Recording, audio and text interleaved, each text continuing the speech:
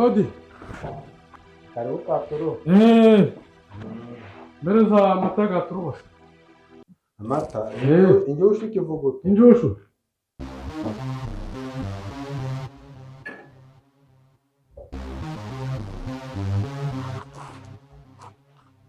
Mwari muri aha ariko?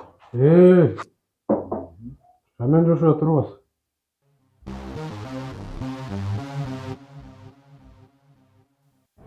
Oya, ushaka.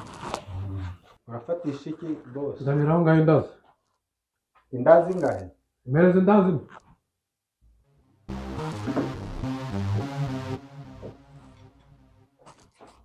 Baba. Harimo ibisuguti, biswi. Ibiswi?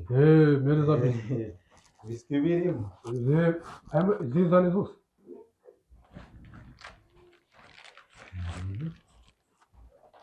Shakira imikati rero. Shakira imikati. Ngwingi? Imikati di.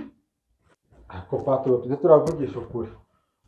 Uraje imbamata ngagotaga guhaye. Indazi, ibiswi. Uwo manzi ukagira ibyo ukamenya ngo urabugesheje. Manza by'ibindi bijya nakubye byose bizanira hanga rimwe. Imikati ibiri ndayishaka ijana. Uyishiranga mbone nangire kurya. Igihe utarabizana ntago ni. Mba rero ngubwire. Urukubona ibintu byose n'ubijya ukabimara abakiriya banjye bandi baraza baragike. Baragike? Kuri kugura ngo ngaho ugiye gupfa igihe ibyo nibyo udashaka ubimva. Ariko ngo baragike. Umva urabona nabyuma? Ntago nguhaye manzi ugiye. Nuki nanjye ndicara manga. Nakandi ndaza kuva muri kubimara. Ako tujye turavugisha ukuri. Uzi ko barebaga abantu mukagira ngo ndabwenge. No, njye wikitepi. Agamandazi gose ninga guha ukagage abakiriya banjye ndabahereza iki nzubizi ngewe ibyo by'abakiriya byawe ntabwo bindeba. Imikati yanjye ninjye mbona iranga ntacyo bitwaye. Wajya kwishaka windi butike ntabwo bindeba. Bose rero tujye turubaha akazi kabanje. Ngewe navuye mu rugo ndi kuvuga ndatasa kumini ushaka kunjura saa 4 ingehe. Nushaka unavemo saa 2 ibyo ntabwo bindeba. Niba irimo nutamereza njye nutajya gushakira imikati wanjye. Yewe ntabwo uva muri butike.